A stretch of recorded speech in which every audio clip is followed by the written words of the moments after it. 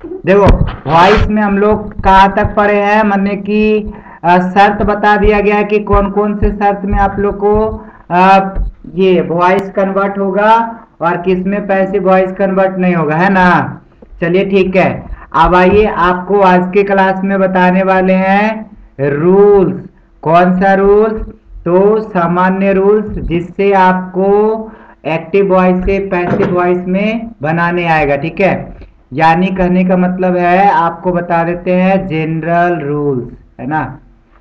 General rules लिखते भी जाना है, सुनते भी जाना है, समझते भी जाना है, दोनों काम तीनों काम करना है, राइट ना।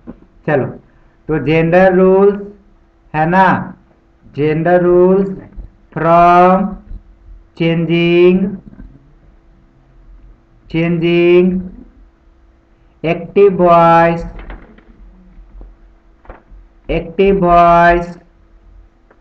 into passive voice, active voice into passive voice. और आप लोग को एक चीज और बताते हैं, अगर किसी को कहीं पे समझ में न आए और हम आगे बढ़ जाए तो हाथ खड़ा कर देना, हम बता देंगे, ठीक है। यह ना कि शांति से बैठे रह जाइए तो फिर दिक्कत हो जाएगा ना। थोड़ा सा कट रहा है वीडियो, ध्यान दीजिएगा। तो है ना, यानी पैसिव वॉइस में बदलने का सामान्य नियम, है ना। अभी लिखो पैसिव वॉइस में बदलने का सामान्य नियम। कौन कौन से नियम लगाएंगे जिससे हमें एक्टिव वॉइस से पैसिव वॉइस में बदलने में आसानी हो। चलो तो अब हम लोग सबसे पहले नियम लगाएंगे। सबसे पहले रूल नंबर 1,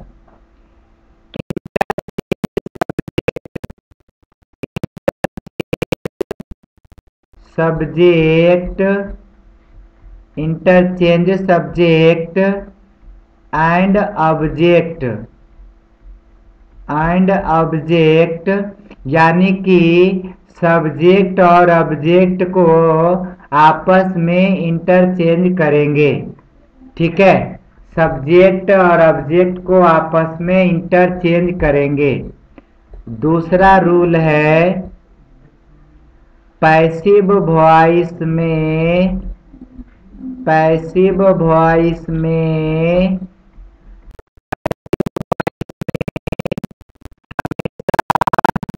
नए सब्जेक्ट पैसिव वॉइस में हमेशा नए सब्जेक्ट के अनुसार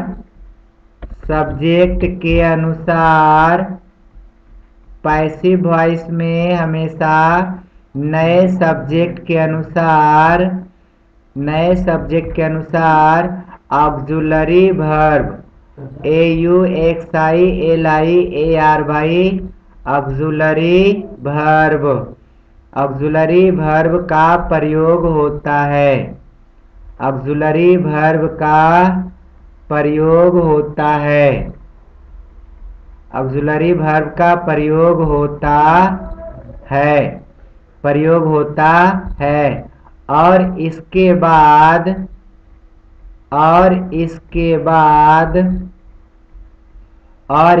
बाद V3 यानी वर्ब का तीसरा रूप आती है, V3 आती है, ठीक है। यानी पैसिव वॉइस में हमेशा नए सब्जेक्ट के अनुसार ऑक्सिलरी वर्ब का प्रयोग करेंगे और इसके बाद वर्ब का तीसरा रूप लगाएंगे, ठीक है छोटू। तीसरा नंबर में रूल नंबर 3, नए ऑब्जेक्ट के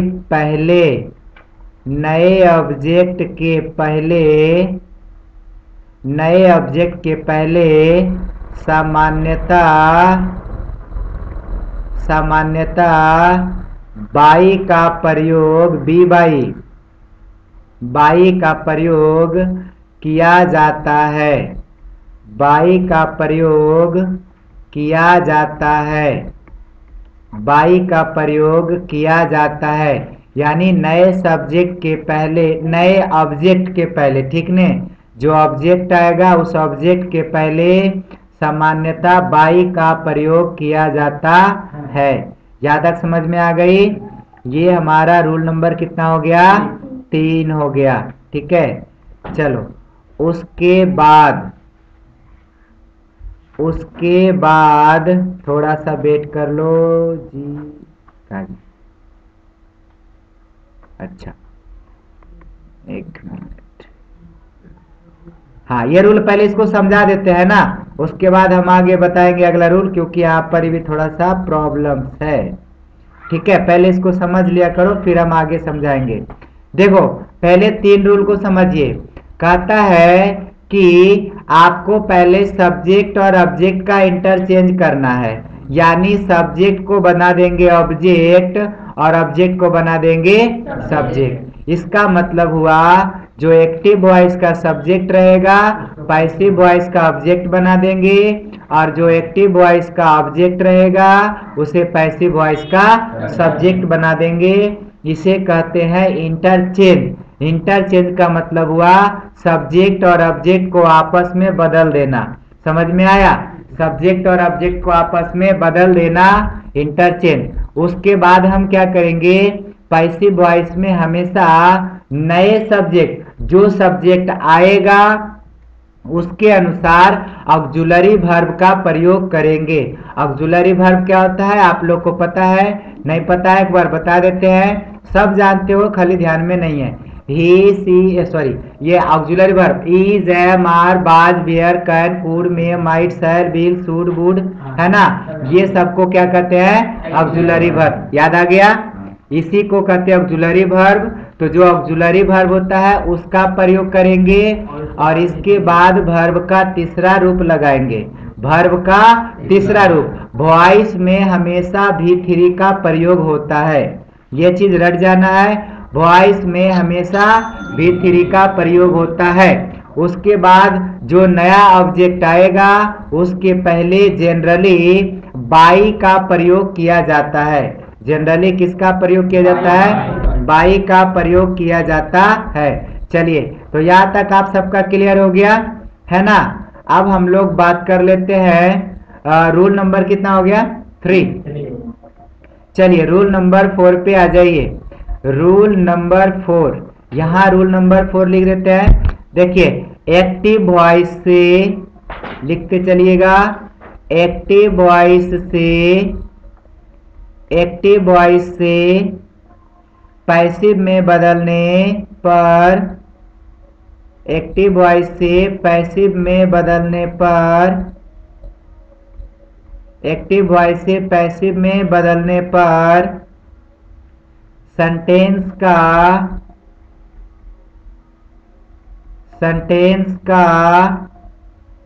सेंस माने अर्थ होता है, ठीक ने। उसके बाद टेंस और नेचर नहीं बदलता है।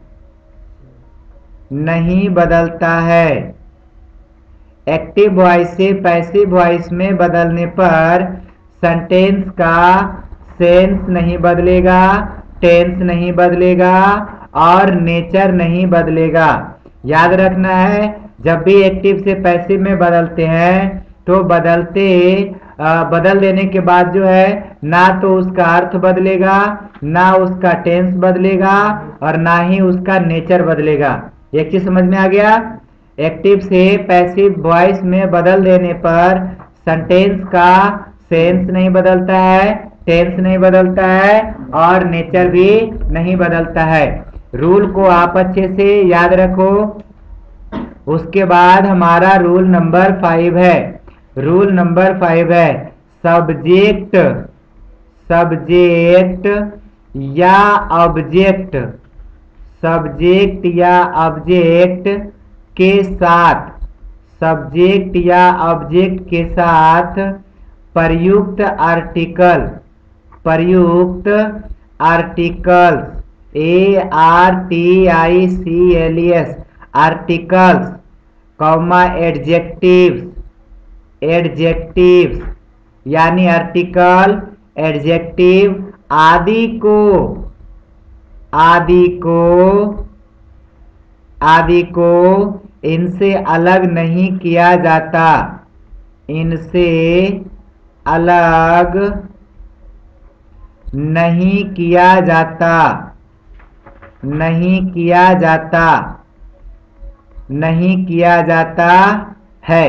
कहने का मतलब है कि जो सेंटेंस होता है उसमें सब्जेक्ट या ऑब्जेक्ट के साथ अगर आएगा आर्टिकल, पहले से लगा रहेगा आर्टिकल या एडजेक्टिव लगा रहेगा, तो आपको ध्यान रखना है कि आर्टिकल या एडजेक्टिव को हम अलग नहीं करते हैं। माने एक्टिव वॉइस में है उसे पैसिव वॉइस में भी रहने देते हैं। समझ में आया? एक्टिव वॉइस में आएगा, पैसिव वॉइस में भी रह जाएगा। कौन कौन? आर्टिकल और एडजेक्टिव। रूल नंबर 5 हो गया। और एक और सबसे इंपॉर्टेंट रूल है रूल नंबर 6। याद रखिएगा, इसमें प्रोनाउन का प्रयोग, प्रोनाउन का प्रयोग, प्रोनाउन का प्रयोग निम्न प्रकार से होता है, निम्न प्रकार से होता है, निम्न प्रकार से होता है, निम्न प्रकार से होता है। प्रोनाउन का प्रयोग निम्न प्रकार से होता है। अब ये निम्न प्रकार से कैसे होगा तो हम आपको बता देते हैं। इधर लिख देते हैं सब्जेक्ट और इधर लिख देते हैं ऑब्जेक्ट। ध्यान से सुनना, कौन सब्जेक्ट के रूप में रहेगा, कौन ऑब्जेक्ट के रूप में रहेगा, आपको अच्छे से प्रोनाउन का प्रयोग देखना है, क्योंकि प्रोनाउन हमेशा बदलते रहता है।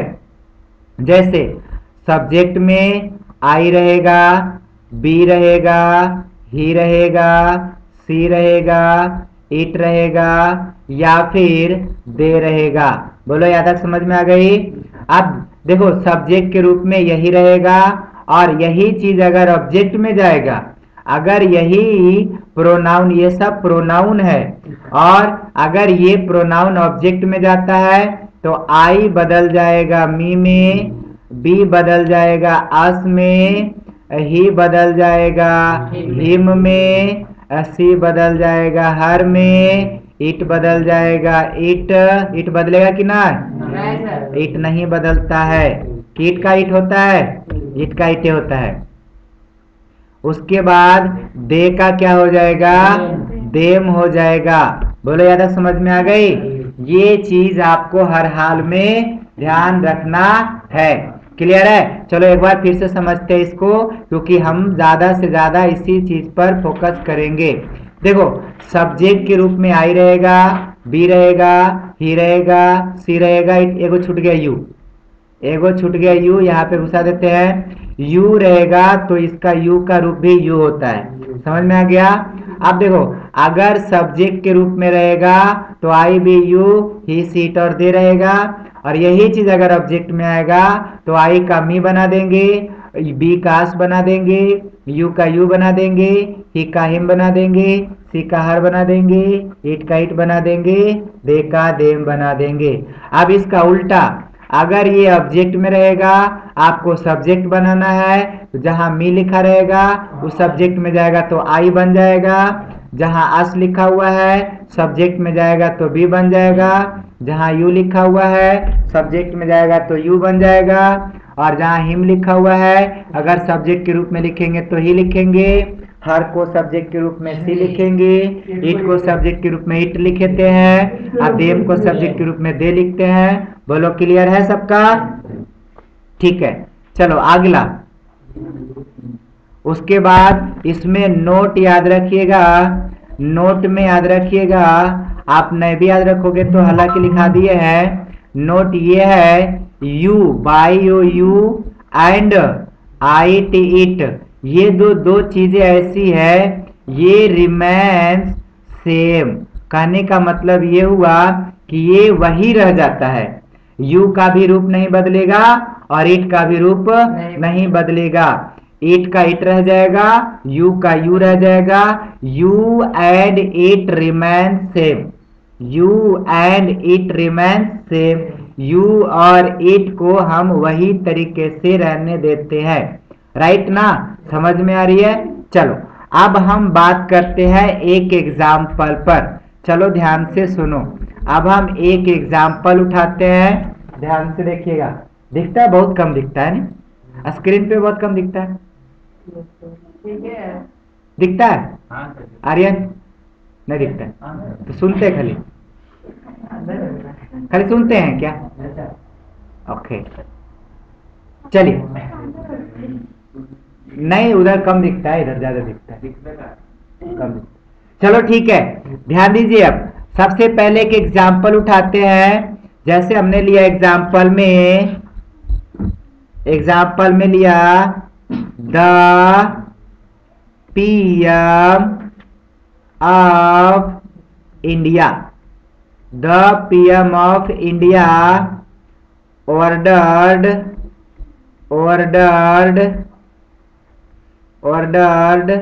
the officers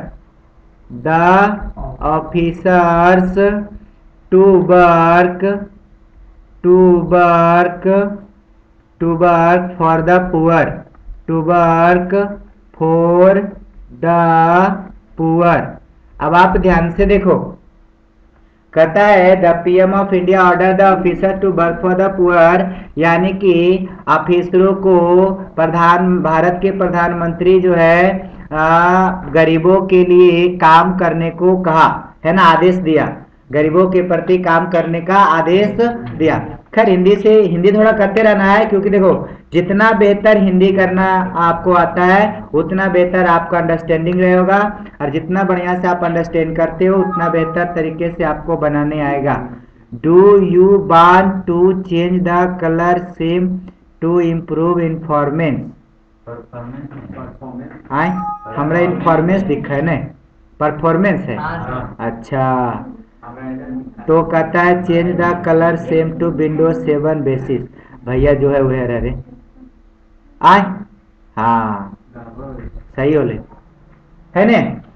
हम भी थोड़ा टेंशन में आ जाते हैं कभी कभी, परफॉर्मेंस की जगह इन्फॉर्मेंस पढ़ देते ना, होता है, दृष्टि दोष थोड़ा सा कम उम्र में बढ़ जाता है। देखो अब हम इसको बनाएंगे है ना, तो इसको बनाएंगे, कैसे बनाएंगे तो ध्यान दीजिएगा, थोड़ा बहुत तो मजाक कर सकते हैं। हाँ चालू है जी, ध्यान दीजिएगा। तब बात करते हैं, देखो बनाना है, पहले सब्जेक्ट ऑब्जेक्ट पहचानना। द PM ऑफ इंडिया यहाँ पर क्या हो गया, सब्जेक्ट हो गया ना बुआ। Order the officer to work for the poor, तो देखो यहाँ ऑफिसर हो गया ऑब्जेक्ट, समझ में आ रही है, ऑफिसर हो गया ऑब्जेक्ट। तो बात करते हैं इसको सॉल्व कैसे करेंगे। तो देखो हम क्या बोले, ऑब्जेक्ट और सब्जेक्ट का इंटरचेंज करें, हमें जितना रूल बताया उतना रूल को आप फॉलो करते हैं, ठीक है, ध्यान से सुनिएगा। ऑब्जेक्ट को सब्जेक्ट बना देंगे, सब्जेक्ट को ऑब्जेक्ट बना देंगे, तो यहाँ हो जाएगा द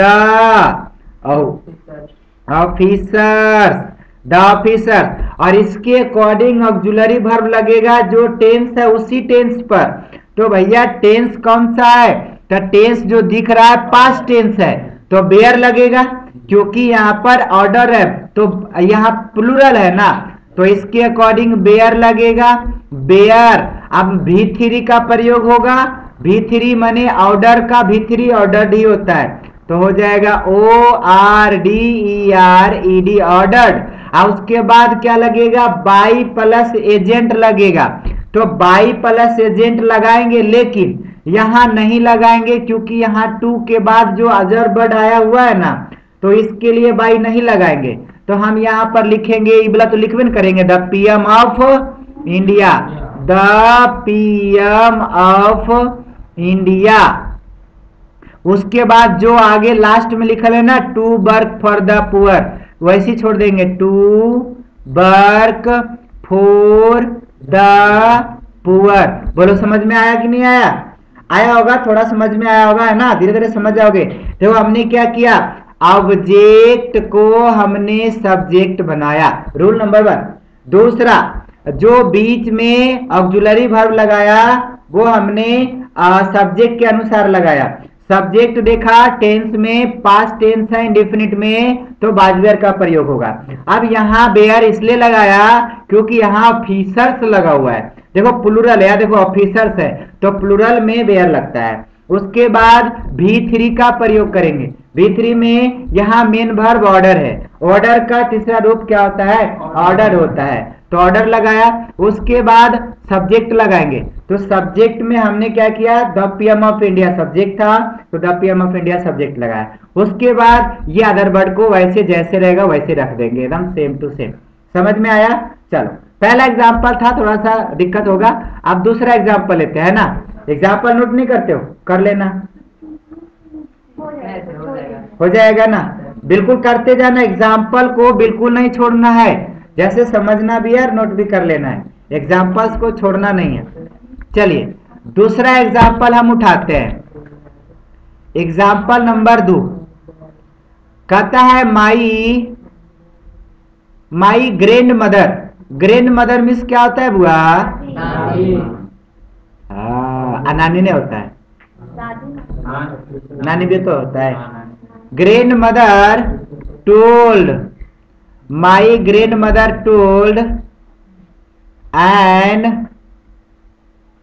एन इंटरेस्टिंग, इंटरेस्टिंग मने, इंटरेस्टिंग मने रोचक, मजेदार, लाजवाब, मजेदार ने रे। स्टोरी, हमार नानी ने मजेदार कहानी सुनाई है ने, इसका ये हिंदी होता है ने। माई ग्रैंड मदर, या दादी भी कह सकते हो, मेरी दादी एक मजेदार कहानियां सुनाई थी। टोल्ड लगा हुआ है तो सुनाई थी ना हो जाएगा। तो देखो सबका दादी नानी सुनाते हैं कहानी, है ना, बुढ़ारी में। चलो अब इसको बनाना है, ध्यान से सुनो। तो बात करते इसमें ऑब्जेक्ट कौन है? तो एन इंटरेस्टिंग स्टोरी इसमें ऑब्जेक्ट हो गया। सब्जेक्ट कौन है? तो माई ग्रैंड मदर इसमें सब्जेक्ट हो गया। वर्ब को वर्ब देख रहे हैं हम। चलो अब देखो कैसे बनाना है, ध्यान से सुनिएगा। अब इसको बनाएंगे तो रूल हमने क्या बनाया? सब्जेक्ट पहले लगाएंगे, जो ऑब्जेक्ट है एक्टिव वॉइस का, उसका ऑब्जेक्ट को पैसिव वॉइस का सब्जेक्ट बनाएंगे। तो ये जो ऑब्जेक्ट है ये बन जाएगा सब्जेक्ट। तो चलिए भैया यहाँ पर इसको सॉल्व करते हैं। तो हो जाएगा ए कि एन लगेगा, एन है तो एन नहीं लगेगा बुआ, आर्टिकल नहीं बदलता है, ये चीज बताए थे, लिखा हुआ है रूल में, देख लो। तो हो जाएगा an interesting story, an interesting story. अब देखो यहाँ क्या लगेगा, कौन सा ऑक्सिलरी वर्ब आएगा? Was, were, am is are, shall be, should, would, कौन सा लगेगा? बाज लगेगा, तो यहाँ लगाएंगे बाज। उसके बाद V3, तो टोल्ड का तो टोल्ड ही होता है ना बुआ, तो टोल्ड का टोल्ड हो जाएगा। अब बाई किसके द्वारा? हमारी दादी माँ के द्वारा, तो हो जाएगा my grand mother, grand mother. देखा बन गया कि नहीं? समझ में आया? कितने लोगों को समझ में आ गया कैसे बदलेगा वॉइस एक्टिव से पैसिव में? एक बार फटाफट हाथ खड़ा कर दो। लावा सबको आ गया? चलो शाबाश। अब हम यहाँ पर रूल बता देते हैं, वॉइस बदलने आ गया, रूल बता देते हैं ना। चलो अब हम लोग कुछ रूल लिख लेते हैं। हाँ, हंसिए नहीं, होता है कभी कभी होता है।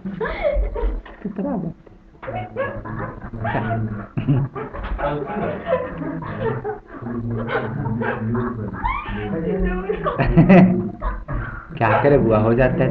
रूल में देखिए, चलो रूल लिखो। आए बुआ हाथी कम, देखिए रूल नंबर 1,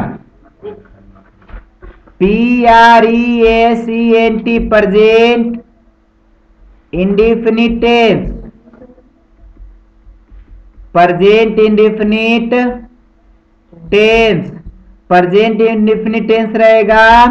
तो इसमें देखो इसका स्ट्रक्चर क्या होगा बुआ? इसका स्ट्रक्चर हो जाएगा, यहां लिख देते हैं is am are plus V3 और past indefinite INDEFINIT past indefinite tense रहेगा बउआ, तो इसका स्ट्रक्चर हो जाएगा बाज या बेयर प्लस V3। ये हो गया हमारा rule number 2। Rule number 3, rule number 1 2 समझ में आया। अगर प्रेजेंट इंडेफिनिट टेंस रहेगा तो किस स्ट्रक्चर का उपयोग करेंगे, M is are plus V3। अगर पास्ट इंडेफिनिट रहेगा तो was were plus V3। Thank you. उसके बाद रूल नंबर 3, अगर प्रेजेंट कंटिन्यूअस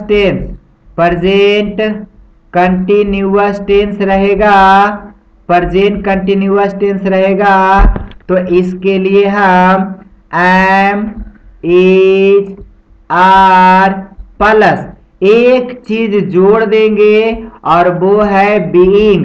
क्या जोड़ देंगे, बीइंग। अब प्लस हो जाएगा V3, being plus V3।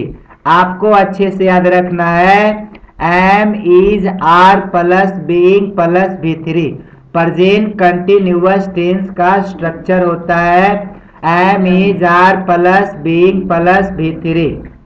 Present continuous tense का स्ट्रक्चर होता है am is are plus being plus V3, क्योंकि मेन चीज स्ट्रक्चर है बुआ। आपको अगर स्ट्रक्चर अच्छा से आता है बनाने में बिल्कुल भी दिक्कत नहीं होगा, और हम सारा रूल पहले लिखाएंगे बाद में उड़ाएंगे, ठीक है।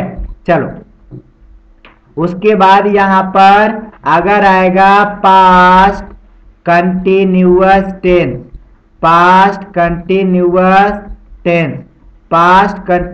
टेंस तो इसका स्ट्रक्चर हो जाएगा बाज या bear plus being plus V3।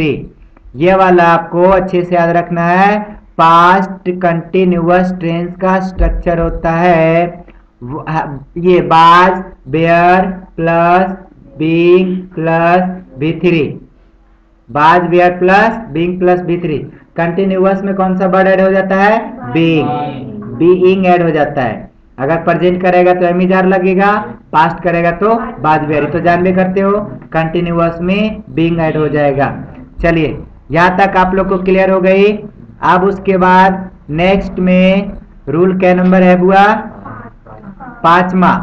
उसके बाद आपको याद रखना है प्रेजेंट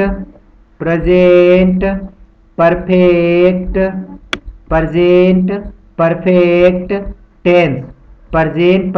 टेंस। इसका स्ट्रक्चर हो जाएगा हैज या हैव प्लस हैज या हैव प्रेजेंट ना है, हाँ हैज या हैव। अब प्लस में इसमें एक चीज जोड़ देना है बीन। क्या जोड़ दोगे, बीन। अब प्लस हो जाएगा V3। प्रेजेंट परफेक्ट टेंस का हो जाएगा हैज या have plus been plus V3।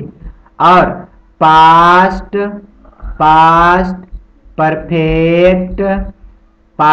Perfect tense का स्ट्रक्चर हो जाएगा had plus been plus V3, had plus been plus V3। Clear है, 6 नंबर कंप्लीट हो गया।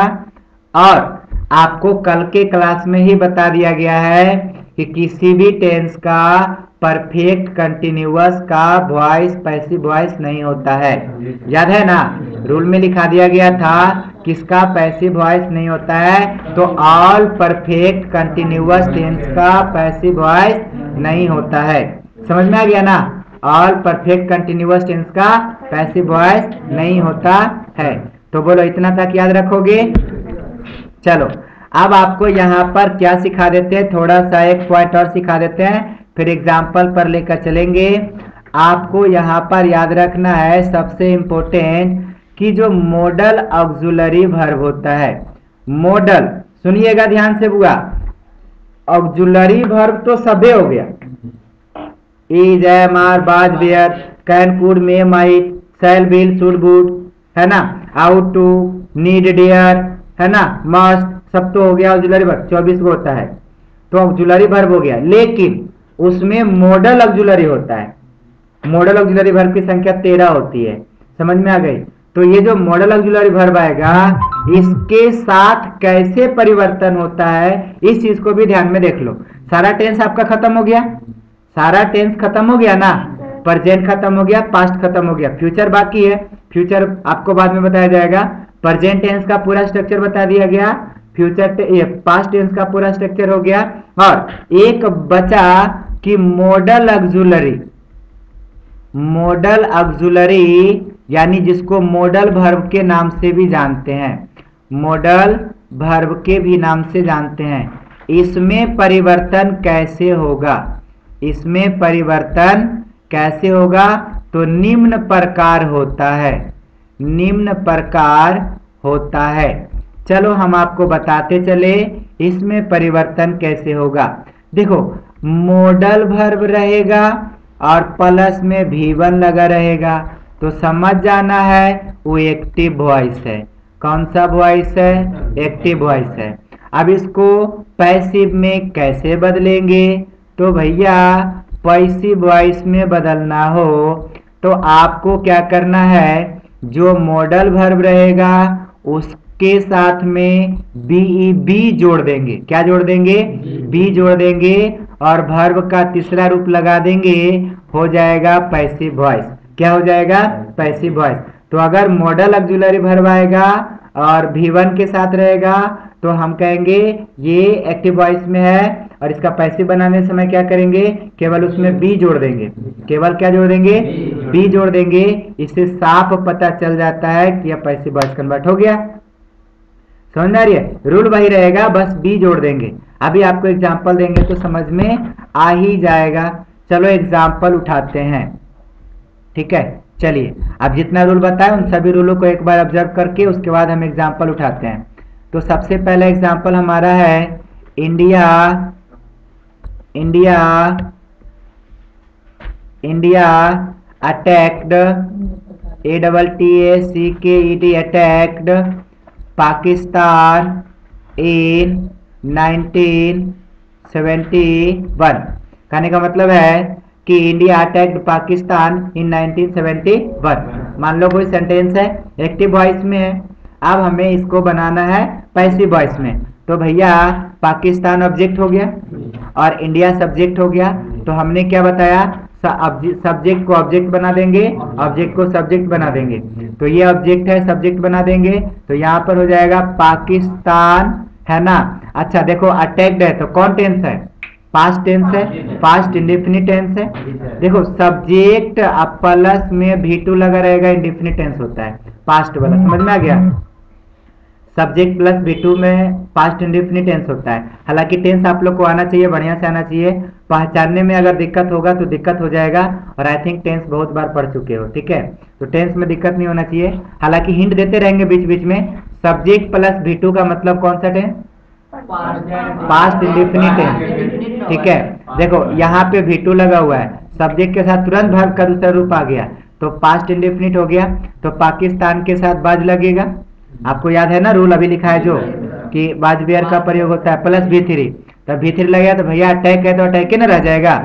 अच्छा तो अटैक का अटैक्ड हो जाएगा, जो रहेगा वही रह जाएगा अटैक्ड, और उसके बाद यह सब्जेक्ट जो ऑब्जेक्ट बन जाएगा, यानी पाकिस्तान हो जाएगा किस, सॉरी इंडिया है, हाँ बाई लगेगा, और INDIA इंडिया। अब कब हुआ था अटैक्ड, 1971। बोलो बना नहीं आया, सेम रूल है। Example number 2। सर आप बोले थे मॉडल में बी होगा, मेरा मॉडल भर भाई के जा, मॉडल भर भाई के जा। आप देखिए तो हम ऊपर में रूल पढ़िए, मॉडल वर्ब आएगा V1 के साथ तो एक्टिव वॉइस में रहता है, यानी एक्टिव वॉइस में मॉडल वर्ब आ जाएगा तब लगाएंगे बी। और आप यहाँ पे आइए, यहाँ पर देखिए कि जा है मॉडल वर्ब है के जू नहीं है, तो बी कैसे लगा सकते हैं। रूल को अच्छे से याद रखिएगा, ठीक है। अभी कोई बात नहीं है, अभी फर्स्ट डे है तो आपको ध्यान रखना है, कल रूल याद रहेगा तो और ज्यादा समझ में आएगा, ठीक है। चलो फिलहाल ध्यान देने की कोशिश करिए। मॉडल वर्ब हालेलुया 3 बार रिपीट हो गया है, चौथा बार रिपीट कर देते हैं। इज ए मॉडल वर्ब जो होता है ना, shall will should would can could may might need dare ought to, ये हो गया मॉडल वर्ब। समझ में आ गया? Shall will should would can could may might need dare, ये सब क्या हो गया? मॉडल वर्ब हो गया। और ऑक्सिलरी वर्ब में टोटल आ जाता है is am are was were can could shall will should would may might can could need dare ought to. समझ में आ रहा है? मस्ट समझ में आ गई? ये टोटल 24 को होता है, और टोटल का टोटल क्या है? अच्छा ठीक, समझ में आ गया ना? तो 24 को क्या होता है? Auxiliary verb. ठीक है, बाकी रहने देते, ऐसे भी आपका टाइम ओवर हो गया। मिलते हैं अब कल के क्लास में।